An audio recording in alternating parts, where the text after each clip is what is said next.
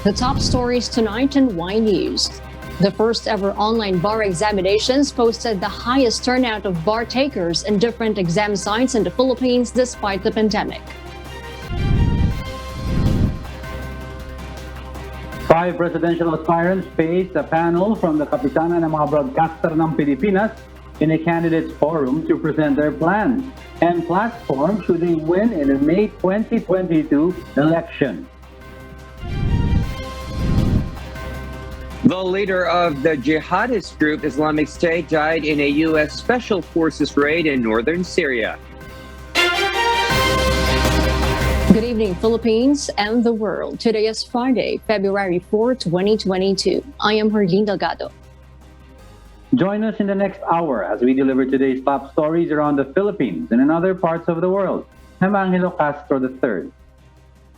We are also seen in 1,935 satellite monitoring centers nationwide and via live streaming worldwide through the UNTV News and Rescue social media accounts and our website, untvweb.com. I am William Dio.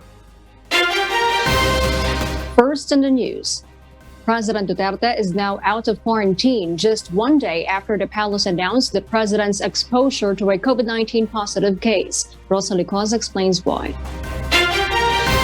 Cabinet Secretary Carlo Nograles corrected his earlier pronouncement that President Rodrigo Duterte was exposed to a COVID-19 positive household staff member on January 30, 2022. According to Secretary Nograles, another household staff was confirmed to have contracted COVID-19 on January 28 and the personnel had close contact to President Duterte.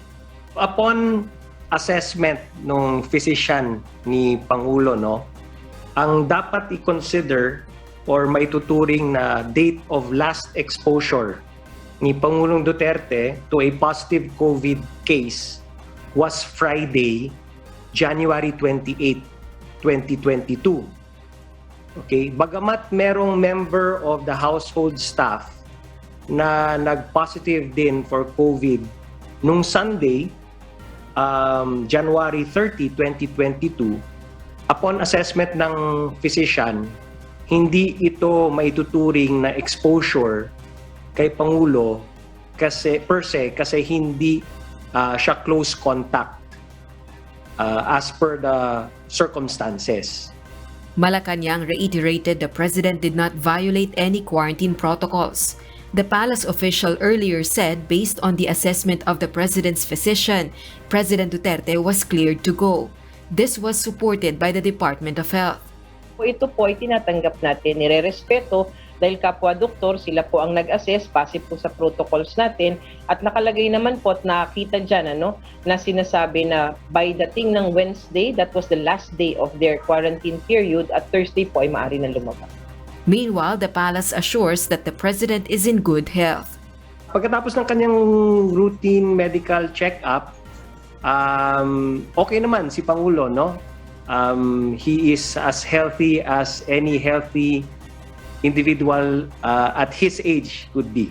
Tapos na yung quarantine ni Pangulong Duterte. The chief executive may hold his talk to the people next Monday. Rosa Licos, UNTV News and Rescue.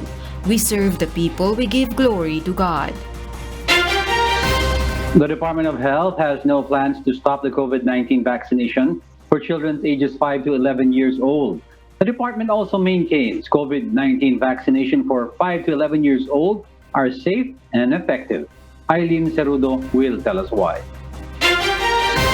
A petition is filed before the Quezon City Regional Trial Court seeking to stop the government's vaccination rollout for the said age group.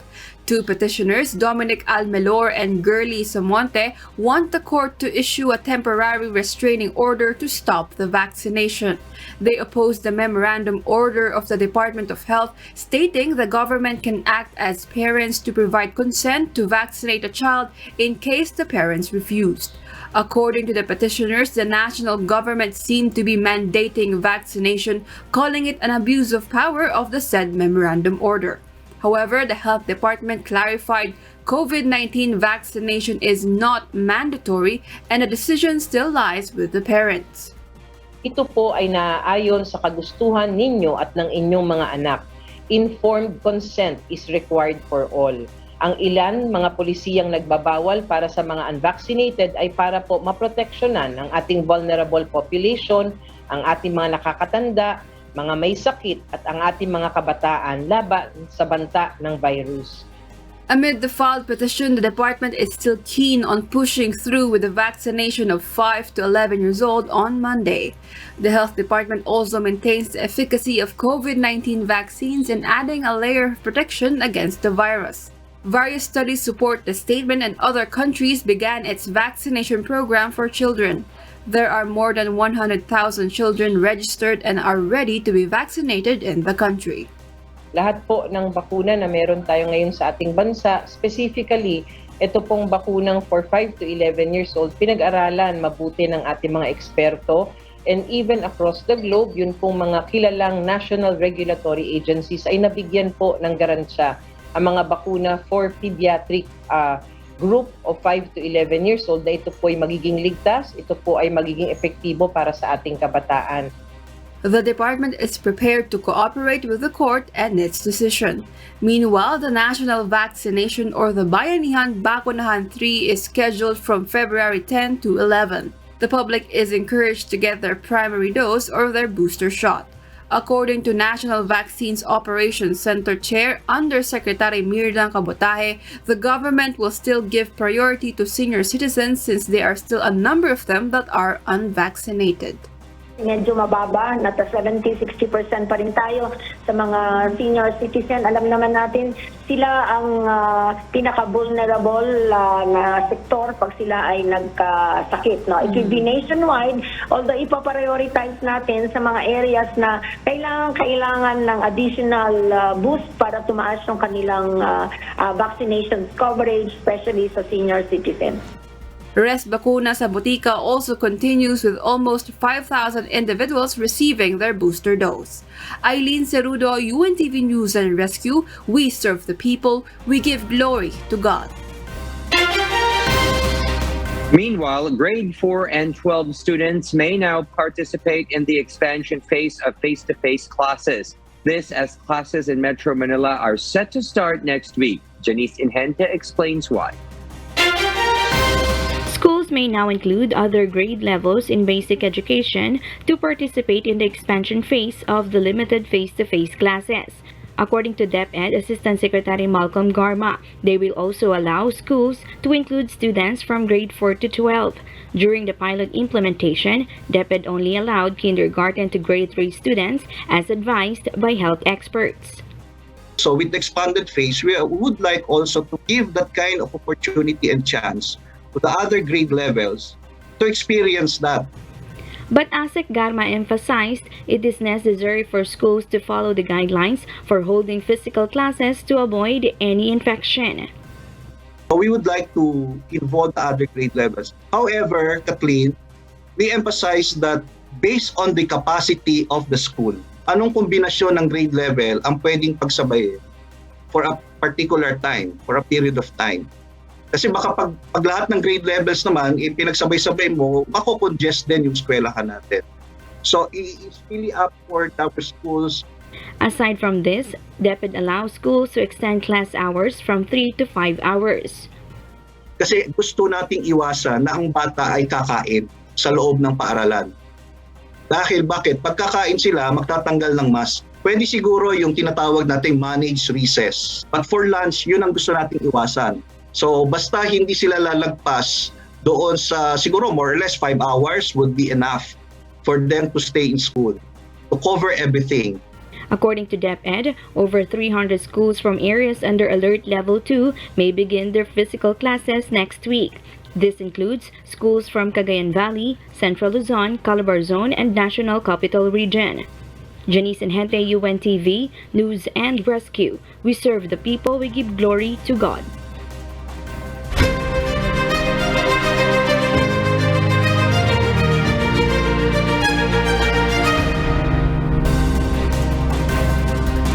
Five presidential aspirants have presented their platforms and played their strengths during the kapisanan ng mga broadcaster ng Pilipinas Presidential Candidates Forum. Nel Maribuhok reports. Senator Panfilo Lacson assures that his administration will be clean and honest to the people. During the KBP's Presidential Candidates Forum, Lacson vows an internal cleansing in his first 100 days if he wins the seat. Lacson noted that over 700 billion pesos was lost to corruption every year. Manila Mayor Isko Moreno includes housing, education, and labor and employment in his 10-point economic agenda. Moreno vows to provide students and teachers the necessary tools to ensure quality education. He said in Manila they provided free bandwidth and laptops for teachers and tablets for students. Meanwhile, Yodi de Guzman eyes People's Initiative to pass his proposed wealth tax. De Guzman said during the forum conducted by KBP, he would propose the imposition of a 20% tax on the rich. The labor leader said revenues from the wealth tax can be used in helping the economy recover. Presidential aspirant Senator Manny Pacquiao vowed to stop giving away money when the campaign period starts next week, following criticisms that it is tantamount to vote buying. He said he will follow the rules of the Commission on Elections and the government at the start of the campaign on February 8th. Despite this, Pacquiao maintained he has not violated any law when he gave out money during his pre-election sorties. In her Facebook post, Vice President Leni Robredo has apologized for the technical problems she encountered during the said forum of presidential aspirants. Robredo said her team borrowed space at an office near the airport so she could attend the forum as they were scheduled to fly back to areas affected by Typhoon Odette. This afternoon, Robredo turned over housing materials to 5 barangays in the towns of Del Carmen and Socorro. In a news release, Ferdinand Bongbong Marcos assured residents of Davao del Norte that he will prioritize the establishment of Banana Research and Development Center to maintain the country's top position in the global trade. This is his response to local officials of Davao del Norte regarding how he can help the banana industry in the province. Marcos said the research center could help develop new varieties of banana that are resistant to pests and diseases. Nel Maribuhok, UNTV News and Rescue. We serve the people, we give glory to God.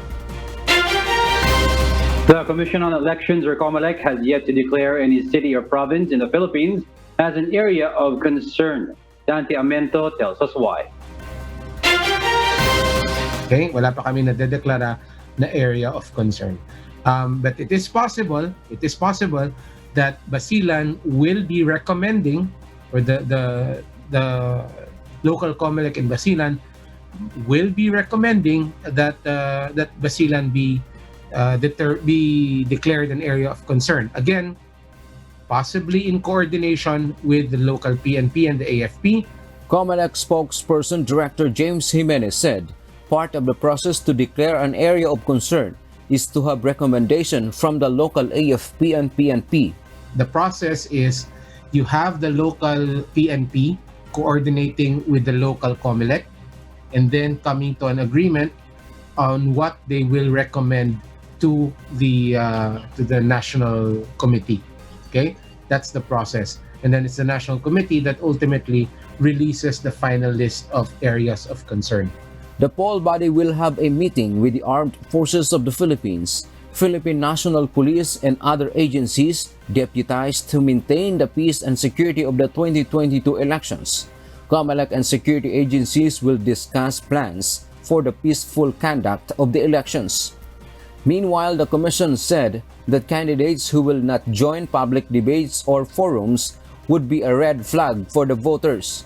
Debates and forums would be venues for the candidates to lay down their plans and would help the electorate to better know or scrutinize their bets. To be a red flag for the voters, absolutely, but not for the COMELEC. COMELEC doesn't care either way if they come or not. No? Ultimately, what COMELEC cares about is whether or not the public will have an opportunity to interrogate the candidates, so to speak, no? To interrogate their positions, to interrogate their beliefs, and so on. The poll body will conduct debates for presidential and vice presidential candidates by the end of February, March, and April. The Commission believed all of the candidates will attend. In our history, sa experience natin, nakikita natin na kapag COMELEC ang nag-organize, 100% attendance po naman. No? Maliban na lang kung merong legitimate na health concerns, no, na nakita natin in the past. But other than that, the compliance of the candidates have been very good. Mainly because alam nila na pag hindi sila sumipot, talagang sila ang pag-uusapan, di ba? Very glaring eh. Dante Amento, UNTV, News and Rescue. We serve the people. We give glory to God. For those watching our 24/7 live streaming on YouTube, please click the subscribe button you see on your screen and ring the bell for notification. You may also follow us on Facebook.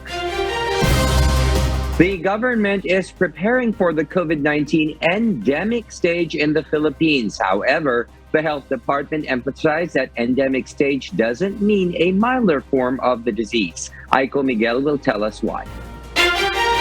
Acting Presidential Spokesperson and Cabinet Secretary Carlo Nograles said that the government is currently formulating the National Action Plan Phase 5. This would include protocol and policy shifts on the country's COVID-19 response. However, CABSEC Nograles said alert level and existing safety and health protocols against COVID-19 will stay.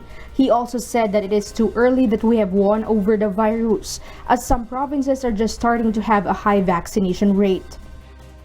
Maaga pa rin para magdeklara ng lubos na tagumpay kontra COVID-19. Ito rin ang tinuran ng World Health Organization noong Martes, February 1, 2022, when it said, and I quote, "It is premature for any country to declare victory." End of quote. Health spokesperson Undersecretary Maria Rosario Vergere also said the government cannot declare that pandemic is over in the country in the near future. Mahirap po mag-declare ng end of pandemic na Pilipinas lang because as the pandemic's definition would be, it crosses borders, no? It includes other countries and territories. So mahirap na Pilipinas. Ang Pilipinas, ang bansa natin, can always declare yung success natin sa mga strategiya nating ginawa. But having to declare na end na ng pandemic sa Pilipinas lang would be impossible. No? It's out of definition.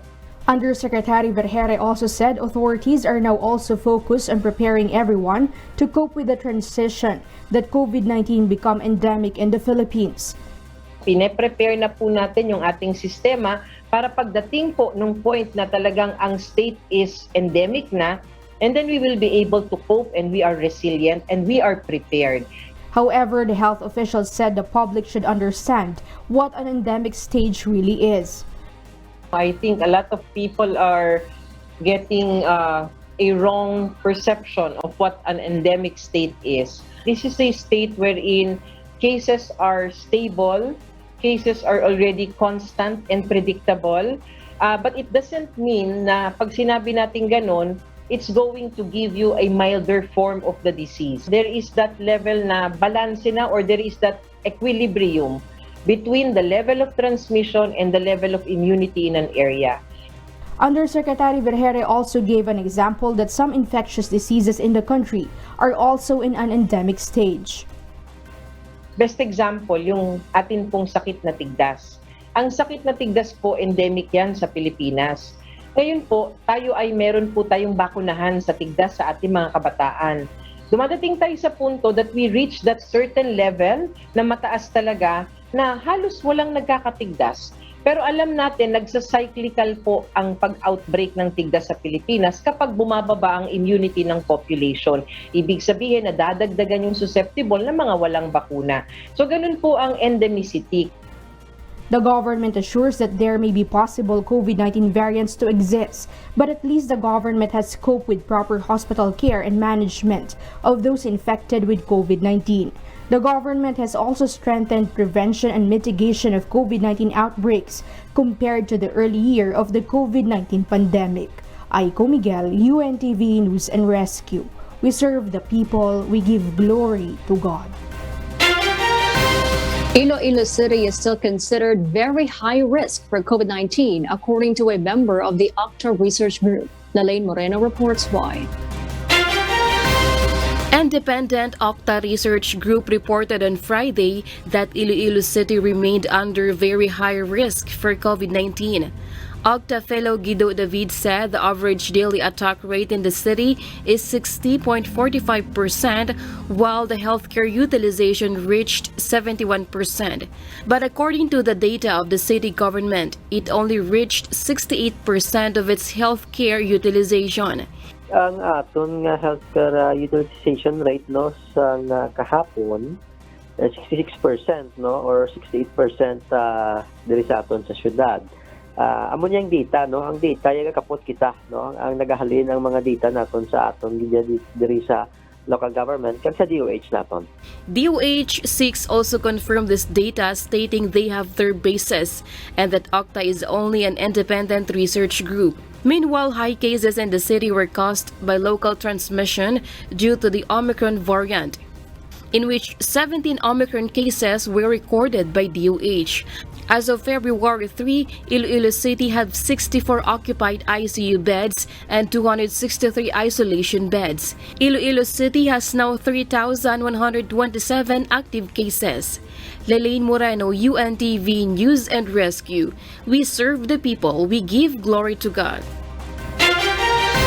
The Philippines recorded 8,564 new cases of the novel coronavirus disease, or COVID-19, pushing the nationwide case count to 3,594,002. This was the fourth consecutive day that the single-day tally stayed below 10,000.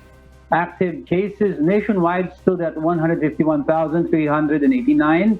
Majority or 139,940 have mild symptoms. 6,522 are in moderate condition. 1,500 are severe, and 320 are critical. Meanwhile, 10,474 new survivors were logged. This brought the recovery tally to 3,388,399. The death toll have, however, climbed to 54,214 after 46 more patients died. Meanwhile, the overall global COVID-19 caseload has topped 388,202,063, while deaths have surged to 5,713,601, according to the Johns Hopkins University. The U.S. is the worst hit country with the world's highest number of cases and deaths at 75,994,966 and 897,377 respectively. This is followed by India and Brazil. The 2020-2021 digital examination finally commenced in over 30 testing centers across the country today. The first digitalized and localized test had a 96.5% turnout. The Supreme Court expects the bar exam results to be released earlier than usual. Asher Kadapan Jr. will tell us why live. Yes, Asher, good evening. Go ahead. Good evening, William. The 2020-2021 bar examination being conducted in all 31 testing sites across the country are being held in digital modality. This means that almost all examinees are bringing their laptop except for 12 individuals who requested to use handwriting and a person with incapability who opt to use a stenographer. This is the first time that Supreme Court is using the digital format in the bar exams. Consequently, Justice Marvick Leonin says the result of the exam may probably be made available earlier than the usual 5-month waiting period. Usually, it comes out sometime May kapag November yung bar. Okay, so that will be about 5 or 6 months. Okay, since we are doing it in a digital modality, there is a possibility, a very high possibility na mas madali yung exam, mas madali yung checking. Sorry, hindi mas madali yung exam. Mas madali yung checking kasi magiging hindi naman online, pero magiging computerized yung checking ng mga examiners. Justice Leonin, however, assured that the software that will be used in the personal laptops of the examinees will restrict any other functions in their equipment. The software that we have procured will stop all existing apps, including the operating system. And therefore, as soon as they enter the password for the examination questions that they downloaded early this morning, no app will be allowed by their computer. They cannot even use screenshot. They can not even use any peripheral device connected to their laptop, except, of course, their power adapters. Based on the data gathered by the Supreme Court, out of the 11,790 individuals who paid for the application fee, 11,387 examinees were present for the actual taking of the bar exam. This is the biggest number of examinees in the history of the bar exams. It is equivalent to 96.5% turnout, which Justice Leonen deems a good number compared to 10 to 15% attrition on the first day of the bar exams on the previous years. The Supreme Court anticipates that this will fulfill the lack of due lawyers in the last 2 years due to the pandemic.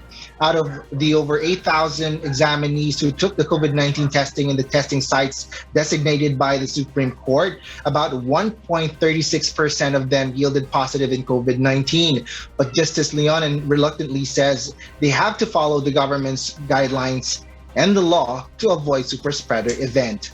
The bar examinees, however, expressed their relief in finally being able to go through the exam after several delays in the last 2 years.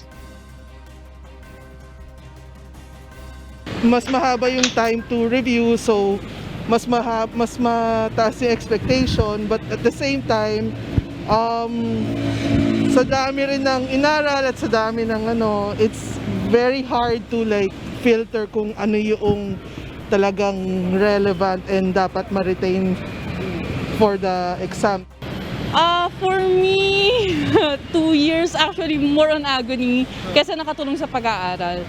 Kasi syempre with the new syllabus na binigay ni Justice, nakakagulat. Pero, ang bait ni Justice.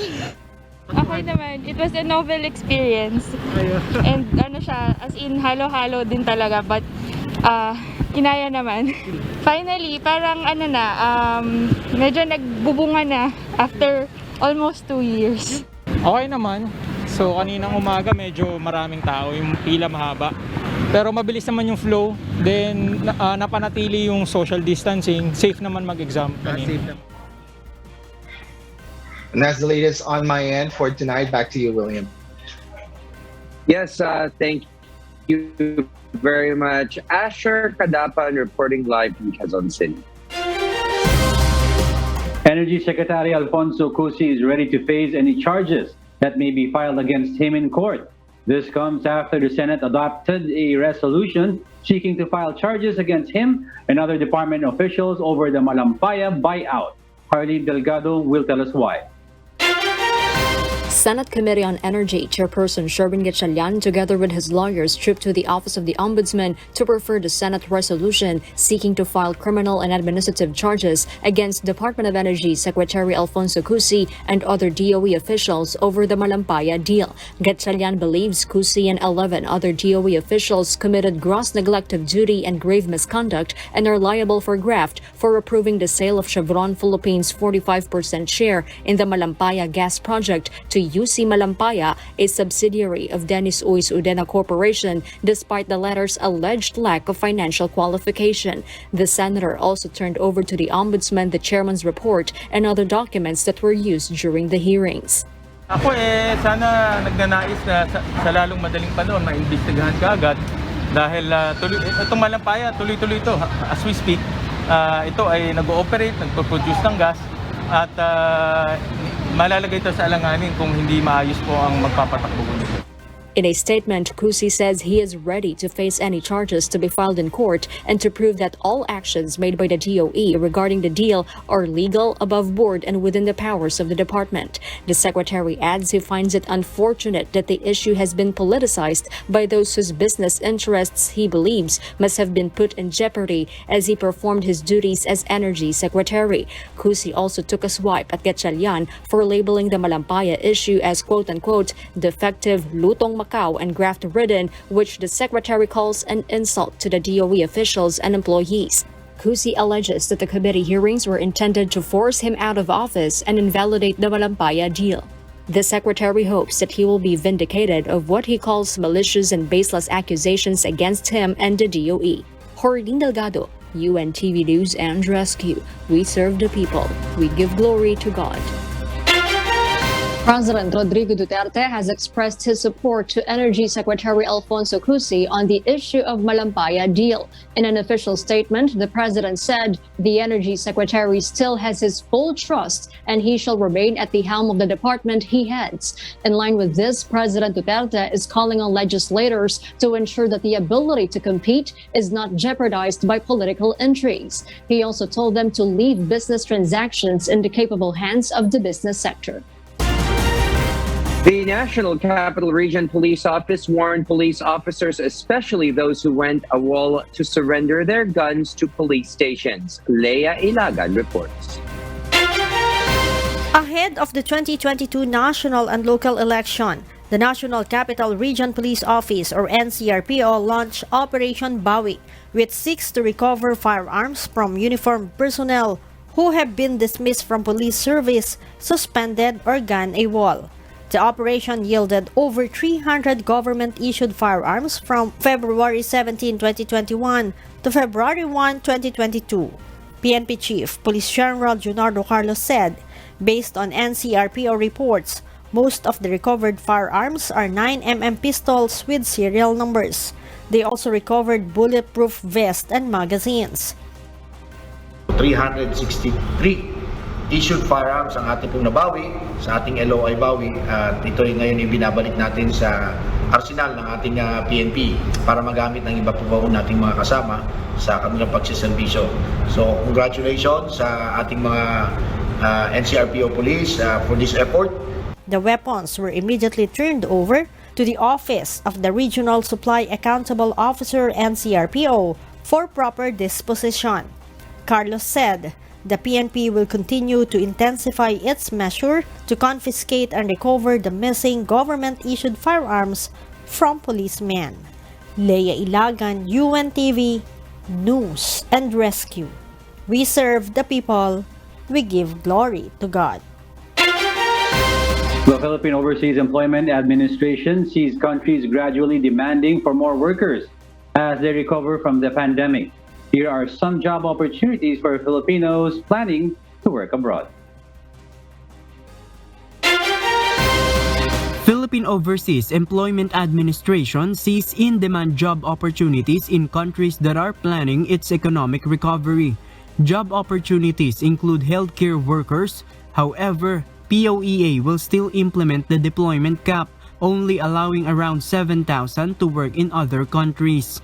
Job opportunities for seafarers and those in manufacturing services or logistical needs will also be in demand. Countries may also offer employment for professional workers including engineers, architects, and those who have web-based skills or information and communications technology which will be utilized for off-site works.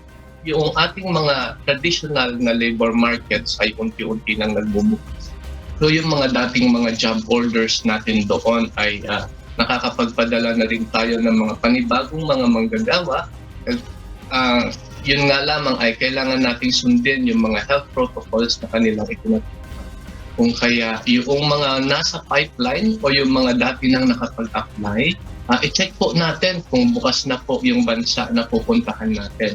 The administration also reminded Filipino workers who are planning to work abroad to prepare the necessary basic documents. OFWs need to secure overseas employment certificate, work permit, valid visa, employment contract, and their unified vaccination certificate issued by the government. Iba-iba na po kasi yung mga restrictions sa bawat country of destination na pupuntahan ng ating mga OFW. Kung kaya, i-double check po natin bago tayo aalis, baka mayroong panibagong restriction na ini-implement yung ating mga pupuntahan na bansa at nang sa gayon ay hindi po tayo magka-aberya sa pag-alis. Meanwhile, the Overseas Workers Welfare Administration is now preparing for the arrival of more returning Filipinos as requirements for inbound travelers ease. OWA Administrator Hans Leo Kakdak said they expect around 3,000 returning OFWs will arrive in the country on a daily basis. It is also mandatory for the agency to transport them to their respective regions. POEA reiterates the importance of the role of local government units to aid in the national government's program. Yes, that's right. There's a big role to play on the part of LGUs. Kahit noon pa man naman, kuya, talagang may papel na ang LGUs sa pagsundo, paghatid ng kanilang mga constituents. So, lalo na ngayon, lalo na ngayon, kasi lalaki ang volume na tinatransport natin. It was February 1 this year when the Philippines lifted mandatory facility-based quarantine for fully vaccinated inbound travelers. POEA reports that the country already spent 16 to 17 billion pesos since 2020 for the expenses of returning OFWs who took mandatory facility-based quarantine in hotels. The new policy for fully vaccinated inbound travelers will help the government save funds and divert them into another program for OFWs. JP Nunez, UNTV, News and Rescue. We serve the people. We give glory to God. And for the news abroad, U.S. forces had successfully performed a military operation in Syria, which resulted in the death of Islamic State leader Abu Ibrahim al-Qurashi. Justin Masakayan reports. President Joe Biden announced Thursday that U.S. military forces in the northwest Syria has successfully undertook a counterterrorism operation and that the leader of the Islamic State group Abu Ibrahim al-Hashimi al-Quraishi was killed during an overnight raid. The head of the Islamic State group was nicknamed Destroyer. He presided over massacres of Yazidis before assuming the leadership. The United States military forces successfully removed a major terrorist threat to the world, the global leader of ISIS, known as Haji Abdullah. Our forces carried out the operation with their signature preparation and precision, and I directed the Department of Defense to take every precaution possible to minimize civilian casualties. He added that in a final act of desperate cowardice, al-Quraishi detonated a bomb that killed himself along with his own family members. The president mentioned Quraishi's death removed a major terrorist threat to the world. Meanwhile, the American chief executive expressed his gratitude to the bravery and determination of the troops who carried out the challenging mission. Al-Quraishi was the successor of the group after the United States counterterrorism operation that killed the Islamic State leader Abu Bakr al-Baghdadi in October 2019. Justin Masakayan, UNTV News and Rescue. We serve the people, we give glory to God. A plausible endgame for COVID-19 might occur in the nearest future as European countries scrap restrictions. Jane Robles reports why live. Yes, Jane? Cass, Russian President Vladimir Putin said his government is considering loosening some coronavirus restrictions to give people the opportunity to continue working for peace. President Putin assured its members that they are not planning any lockdowns or other additional restrictions. These include limitations for those who come into contact with COVID-19 patients who currently must self-isolate for 7 days. His remarks came as the country registers daily record, which is 10 times higher than a month ago. However, Regional Director for Europe Hans Kluge said the region is entering plausible endgame to the pandemic, with the number of deaths caused by coronavirus starting to plateau. He also highlighted the singular opportunity to control transmission is through high vaccination in the European region, which could be seen as a ceasefire. Among the European countries who have dropped all COVID restrictions are the United Kingdom, Sweden, Norway, and Denmark. Cass? Thank you, Jane Robles reporting live. The National Aeronautics and Space Administration, or NASA, plans to crash the International Space Station, or ISS, by 2031. Nerissa Dando will tell us why live. Yes, Nerissa? Good evening, Kath. The International Space Station, also known as the Spacecraft Cemetery, will continue to operate until 2030, after which NASA will plunge into the Pacific Ocean, known as Point Nemo. According to NASA, the plan to retire ISS will be the start of transitioning to low Earth orbit activities. The transition report related to this was published after the administration of President Joe Biden said that it is committed to extend the space station's activities from 2024 until 2030. However, this extension will require support from all the international partners, as it is only approved to operate until 2024. Meanwhile, the said space station, which was launched in 2000, has since orbited over 420 kilometers above Earth with more than 200 astronauts from 19 different countries. Kath? Thank you, Nerissa Dando, for that report live from Japan. On his visit to New York after the deaths of 2 New York police officers, U.S. President Joe Biden addressed a plan to reduce the nation's gun violence. Therese Longbowen will tell us the details live. Yes, Therese, go ahead. Good evening, Kath. Gun violence still remains a problem of the United States. And to tackle this, many of the public have demanded the defunding of police services. But the president believes otherwise. The U.S. President Joe Biden claims that the answer to reducing gun violence in the nation is not to defund police services, but to fund those services which will protect the community. It's time to fund communities, community police, and the people who are going to protect them. Look, as I said, we're not about defunding, we're about funding and providing the additional services you need beyond someone with a gun strapped to their shoulder. To reduce such violence, Biden has also proposed a plan for the year, with the first step being to stop the flow of firearms being used to commit violence. First, we want to crack down on the flow of firearms used to commit violence. That includes taking on and shutting down rogue gun dealers. And it's about doing background checks, as well as outright selling, making sure that people who are not allowed to have a gun don't get the gun in the first place. And again, for any of the press listening, this doesn't violate anybody's Second Amendment right. The president also addressed threat of ghost guns, which are guns assembled at home, have no serial number, therefore cannot be traced. These guns being identified more frequently now in crime scenes. The department is launching an intensified national ghost gun enforcement initiative to determine and deter criminals from using those weapons to cover their tracks. If you commit a crime with a ghost gun, not only are state and local prosecutors going to come after you, but expect federal charges and federal prosecution as well.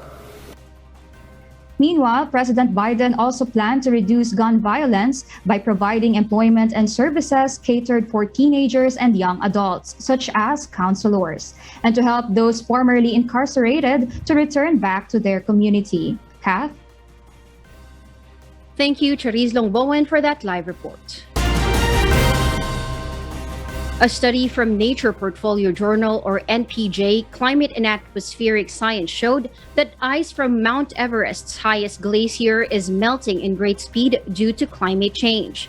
To collect data from the world's highest mountain, a group of scientists and climbers visited in 2019, collected samples, and installed the world's 2 highest automatic weather stations. The report also showed that after the glacier's ice became exposed, it cannot reflect the radiation from the sun, which makes the ice melt more rapidly. Other factors include a drop in humidity levels and stronger winds. The rapid glacier ice melt could result into worsening climate impacts such as more frequent avalanches, drying up of water sources for around 1.6 billion people that depend on the mountain ranges for drinking, irrigation, and hydropower. Researchers are hoping that this information is a call for the world to act against human-sourced climate change. And those are the reasons behind the news in other parts of the globe. I'm Kat Dumaraos, live from Bangkok, Thailand. Good evening.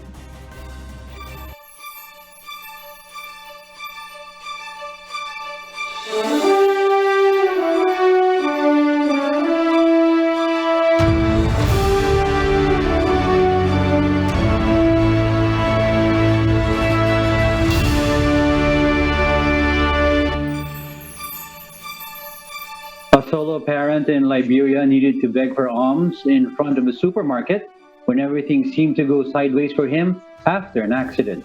But now he has his own store. Thanks be to God.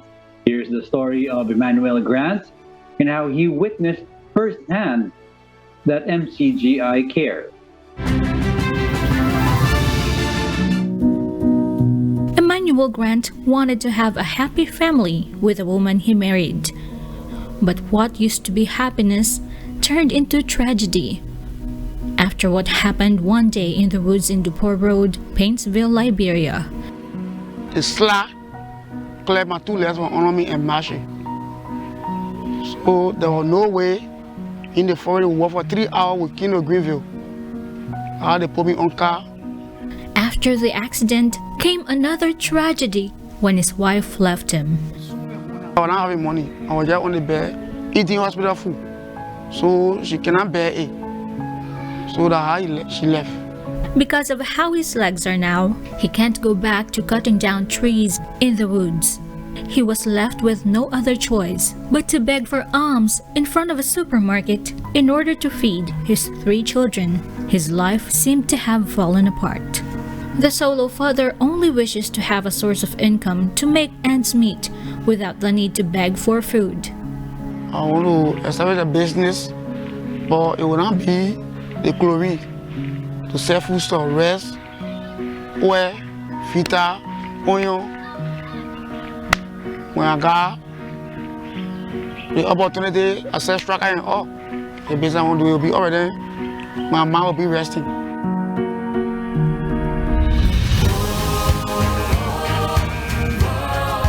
And to bring livelihood, peace of mind, and a new hope to Emmanuel's family, Members Church of God International granted his wish with God's help and guidance.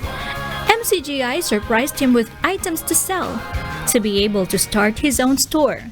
MCGI also made sure that their home would be bright come nightfall. So the next gift, solar-powered light. What I have to say, I'm so happy and I'm thankful to God and also to the church for them to come in Liberia to help to see this old man and help. God, wow, this one I was not expecting it, I was not having it in my house.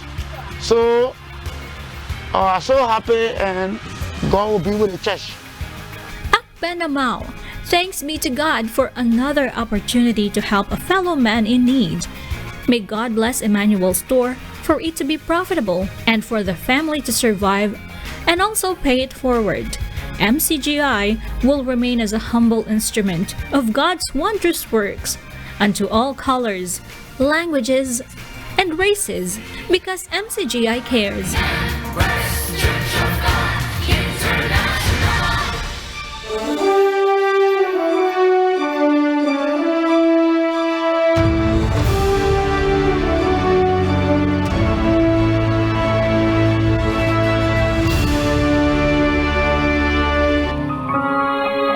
Before we close, we will leave you with a word, giving glory to God. From the book of Proverbs, chapter 9, verse 9, it says, "Give instruction to a wise man, and he will be yet wiser. Teach a just man, and he will increase in learning."